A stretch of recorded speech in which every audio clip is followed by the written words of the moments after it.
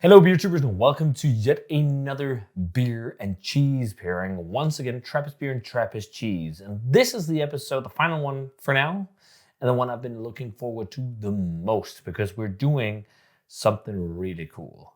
This entire video series started by rewatching my old video of visiting Orval, visiting the monastery in Belgium, in Bologna. But I rewatched my video. I was like, oh man, I miss Orval. And I had the Orval in the cellar. It's like, it'd be so fun to do something like you can do at Le Gardien. What's it? The Guardian Angel in English. Something, Allonge Gardien or something, I think. Where you get a set of Orvals and cheese. So they do, I think it's 2 or 3 cheeses. You get them. And then you get a Orval Vert, which is their table beer. You can only get it there. It's only on draft. It's approved for the monks. You can only get it there at the monastery. Then you get a fresh Orval, an Orval that was aged, they call it Fier something Orval, that was aged for 1 year in the cellars, which drastically increased the ABV. And this was inspired by that because I had vintage stuff. So I found a shop where I could get the cheese, or one of them, which is the lightest one, I think. And then I had some Orval in the cellar, but none of these are actually cellar Orvals. I gotta give a shout out to Trappist Tribute. So you can do this yourself. You can just buy some Orval.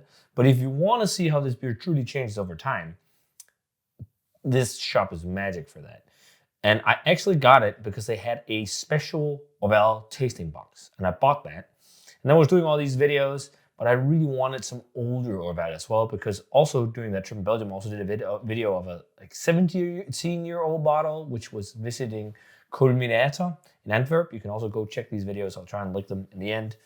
And I was like, oh, it'd be fun to try some older stuff. And then they had this box, which had an Orval from 2015. So a 10-year-old bottle. I was like, oh, this is perfect. And so I was looking to try and get that, but I wanted a really fresh bottle so I could compare. Because there's always, most people say Orval peaks for a lot of people around 6 months. And that's where you really taste the difference of the age and the fresh.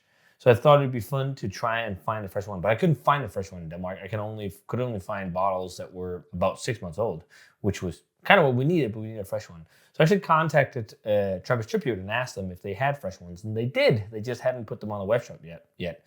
And I asked them, by any chance, do you have a 2020, one that was 5 years old? And I never really heard from them. And then they shipped my order, and they wrote that they had 25s that they changed from 24s to 25s. They just got in, and they also added an extra, which was the 2020. So thanks a ton for the 2020 and helping me out getting these beers, guys. So I can't recommend them enough. Check them out if you really want to try some Trappist ales. And this is a great place to get vintage Trappist beer, because that was how I got Achel and all this stuff from Orval. And now I'm talking too much. I think we should really just dive in. But what we have is a fresh bottle from February of this year, making it, this one is 3 months now in the bottle.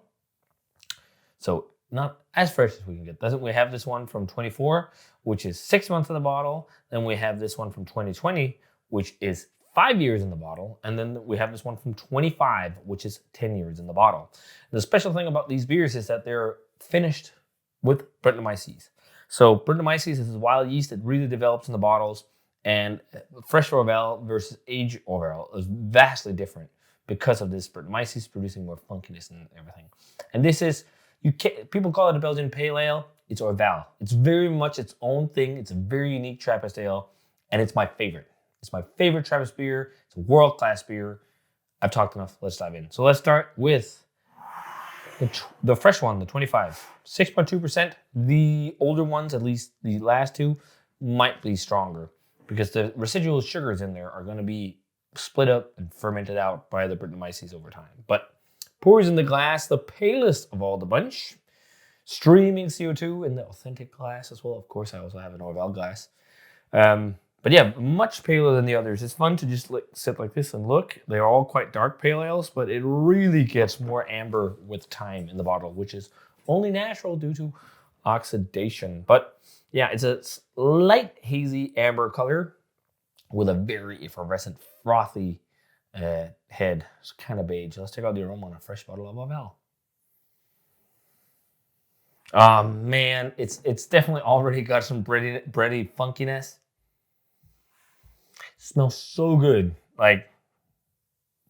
I think Orval is a great beginner to get introduced into the wonderful world of Brettanomyces. And like for a lot of people, this is where they get hooked. I think this might have been my first beer with Brettanomyces as well. But yeah, and I think they use Bruxellensis, the strain. I'm not entirely sure on that, but I think that's how it is. But if you smell De La Seine beers with Brett, it's a very, very, very similar aromatic. It's this dusty, funky, dry sensation. It's not like heavy on funk right now, but you can smell it. And some fruitiness too. Brett works in wondrous ways. A lot of people just talk about horse blanket and whatnot, but it can produce so many flavors.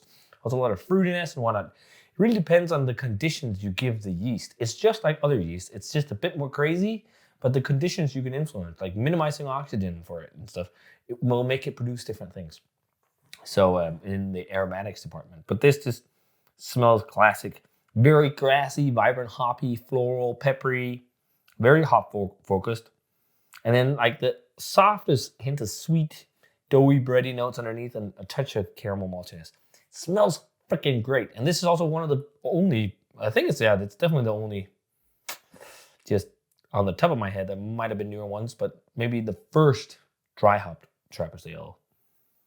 The whole cone hops, English hops, I believe. But it smells great. Let's try the fresh Orval. Cheers.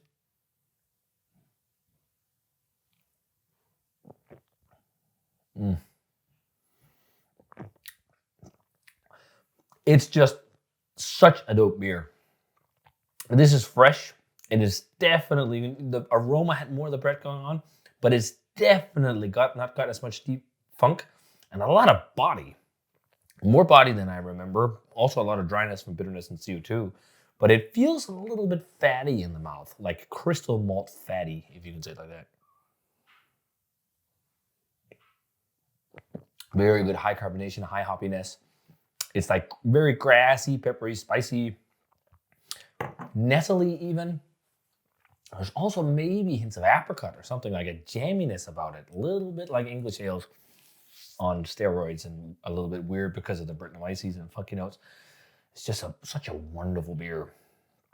I can really see why so many people, they try this and then they get really intrigued about the style. It's simply put, great. Really crisp, super floral, but quite well balanced when it's this young. I can't remember the last time I had a Orval that was this soft on the funk profile and this malty, rich in the malt. Still a lot of hops, but it's way different than I've tried a lot of older Orvals, and it's way different than my experiences with drinking a little bit aged.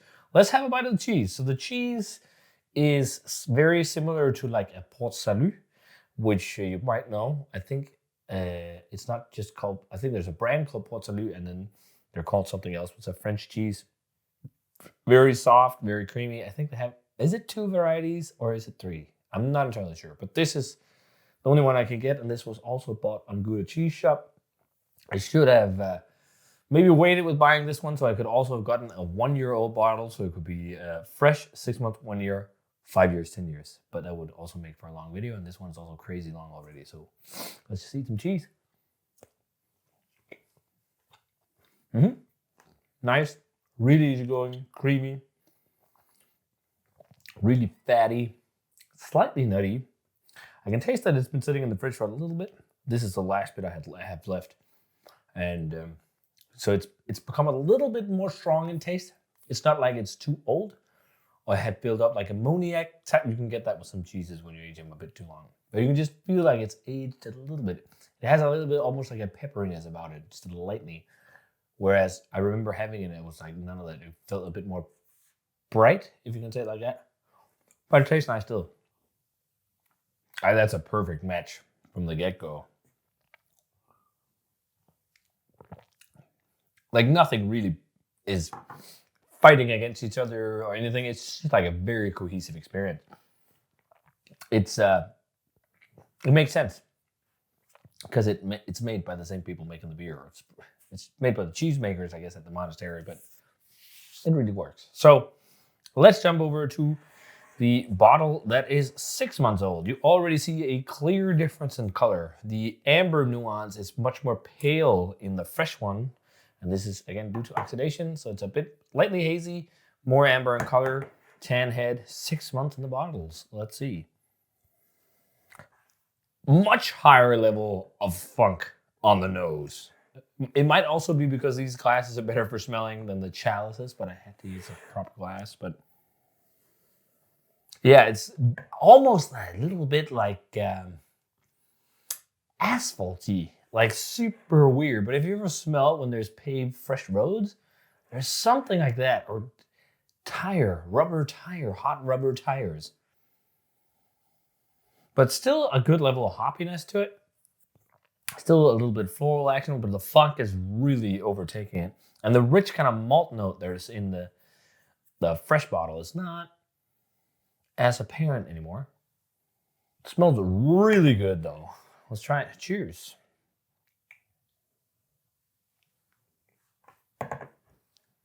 Wow. There we go. What a difference. Just 6 months, it's not even 6 months apart. Kind of, almost. Huge difference. It's much more funky. It's much more dry.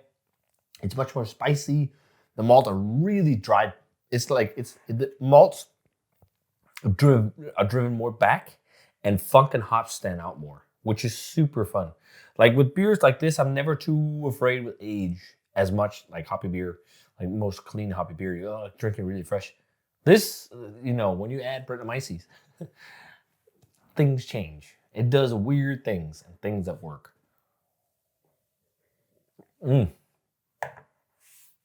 I can see why a lot of people stand by the fact that they think a 6-month-old Orval is the best. Also much higher carbonated. This is more what I think of when I think of classic Orval. And I think it's because I've always had bottles quite aged. Not on purpose, just because they were exported here. So this is actually more akin to the experience I'm familiar with. It was really dry, spicy, funky. This, again, asphalty tire thing, like an interesting funk. To me, it's not like horse blanket and whatnot in here. And that might be because of hops. Then it's spicy as well, very peppery, very floral, very akin to De La Seine hop character and when they use Brettanomyces. It's very interesting.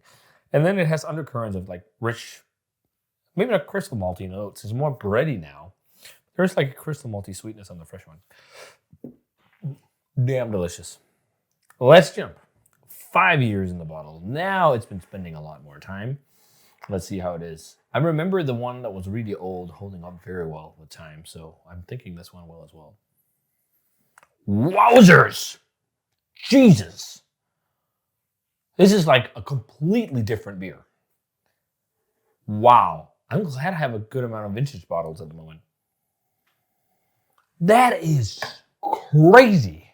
Like this is why it's fun to do this with Brettanomyces beers, because this will always be such a bigger change in aroma and also towards the positive compared to aging all kinds of other beers.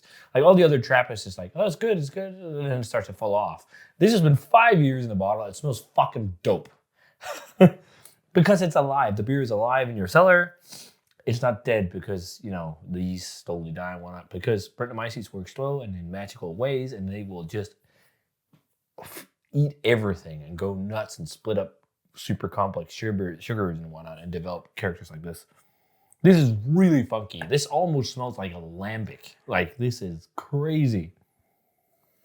It almost smells like when you have like a hoppy wild ale, but with a good portion of Brett. Whereas these are more like pale ales. But this smells wild. Really funky, even more apricot-y and bright. Wow. Crazy. Let's try it. Cheers.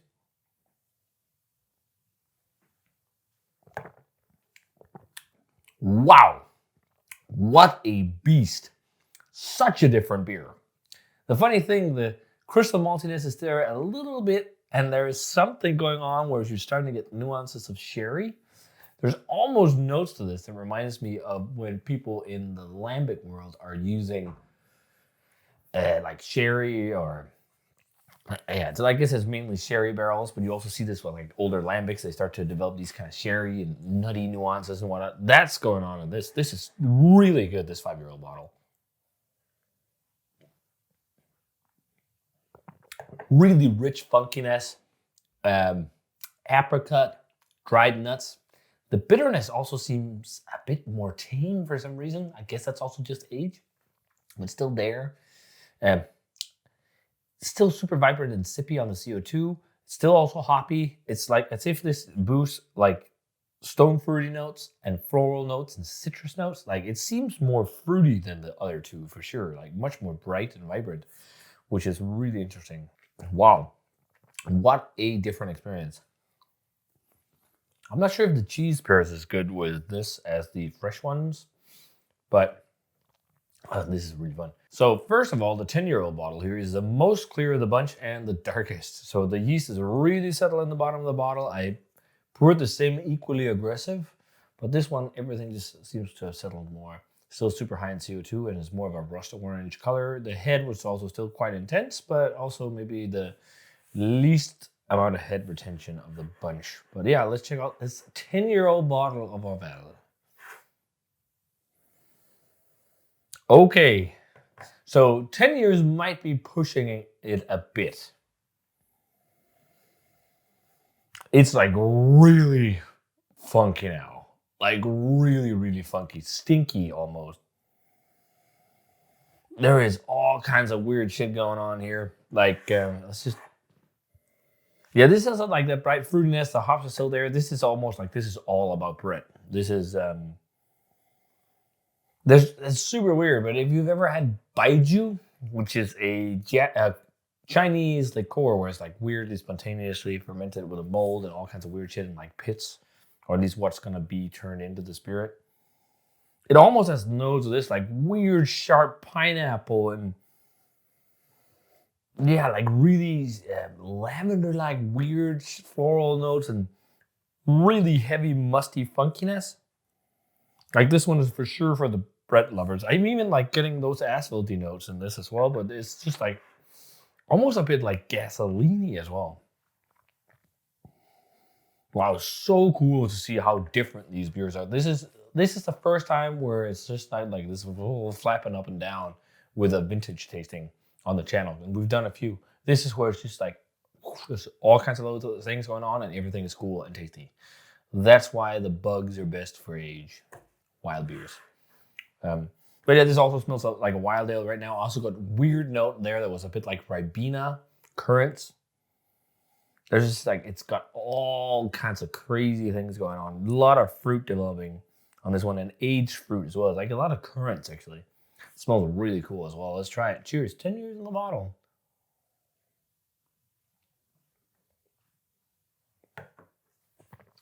It's really funky, but it fucking drinks great. Like, this is, you can rarely say that about many beer styles and many beers, but this is 10 years and it's really dope. Like the bodies, this is the driest of the bunch. I'm guessing there's next to no, if any, sugar left in this. It would be fun to measure that, but we're not going to. It also feels a little bit stronger, but super funky and like currant-like, and it's fun. It's like it goes with age more bright in character, more bright fruity. The hops take a back seat for sure on this one. It's just some bitterness and some spice going on. It's like more of a back thought. It's like just an afterthought. The more like it ages, the more the bread really takes hold and develops like really cool character. What's awesome about this is that Trappist Tribute has really stored these as great optimum conditions. They are fantastically aged. None of these showcase anything that like the bottles have been too hot or anything. They've been fantastically aged from the get-go. Really exceptional. Wow. This is so fun. I'm really excited about this. This is so cool to try and sit and compare these and just see how vastly different these are. This is why Brettanomyces is such an amazing yeast. So this is really hard deciding because I love all of them and they're vastly different. But sipping on them, One kept showing up as the one that I was the least interested in, and that was the freshest one. The freshest one is still really tasty. Also sitting in the glass, I'm getting more coriander notes and spicy notes, like classic Belgian yeast character. Especially the coriander is really developing and much more like a intense hop bouquet on this. And much more body than the rest.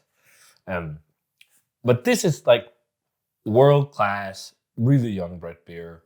Like if you're trying to make a Brett Pale Ale, I think this is a beer to try as a must-try. It's the textbook school beer. Like you just need to try this, and then you can see how you make a Brett beer. And this is how it is when it's young. But ultimately, you need to scour a lot of bottles and try this aged. And you can really see the wonders of Brettanomyces in a pale ale in this case, but just how much it impacts the beer. So 95, world class. How would I get this again? Yes. Would I drink it fresh? Yes. Will I drink the other 25 bottles fresh? Possibly, but I want to age some of it for sure. Still have a few of all of these besides these two. So only the 21, the 25. I have some 21 as well. And then, actually, maybe I think I have another. Oh, yeah, some 21, 25, 24, 21 is what I have. And then these, it's really hard for me to pick a favorite. Because I love how this screams my classic Orval experience with the funk and the hops and everything. It's like, this is where you get the most harmonious experience at 1 year, I'd say, or at 6 months. And I can see why a lot of people like it a lot at 6 months, because it still has all the tendencies of this, a lot of hops and whatnot. Even some of the kind of coriander notes are still here as well. But this is where it really starts to dip its toes into the wild yeast. It's not like I like this one less than the other ones. This is just what reminds me of when I have had Orval in the past, going out and whatever, just having it at home. Because I think it's a bit more peak than this. And then these are just fucking magical. I actually think I might edge the two age one out a bit. Which I did not expect. Actually, I was going to grade them equally, but I actually think I like the age ones a little bit more. Just a little bit. Which just like, I need to just leave those Orvals down there, some of them. Drink a little bit fresh because it's really nice once in a while to just have an Orval and then have the old ones. But I think we're going to go 97 on the old ones. This is world class. This is just higher world class Brett beer. This is just so dope. Funky, fruity, bright. And then this on 96, world class Brett beer, but a little bit more like very hoppy Belgian pale ale, but some of that Brettanomyces is going on, in the bottle. But this was really fun to do. My favorite Trappist beer, one of the best Brett beers of the world, and something you really must try and do. And you really need to try and do this. This is as much bucket list as going to the monastery, just sitting and see the difference of how this beer is with age and how great this ages. There's one of the few beers in the world that ages great, like 10 years in the bottle, and this drinks this wonderfully. It's amazing. So really fun to do this one, guys. Also, the cheese is nice, but here the beer really shines. Like, it steals the show. But you guys need to try and do something like this. It's really fun. Hope you guys enjoyed this series of beer and cheese videos. Let's see what we figure out next. And drink some more Orval. So as always, remember to comment, subscribe, check out the Facebook fan page and Twitter and Instagram. Give the video a thumbs up if you enjoyed it, and ring the bell for future notification about videos. And check out Trappist Tribute. Put a link for them down below. And what should we say cheers in? Let's do the oldest one. Say cheers and see you guys in another beer review. And seriously, you freaking need to do this. This is so much fun. This really, it drinks like lambic without the sourness. Really, that's what it is. Lovely.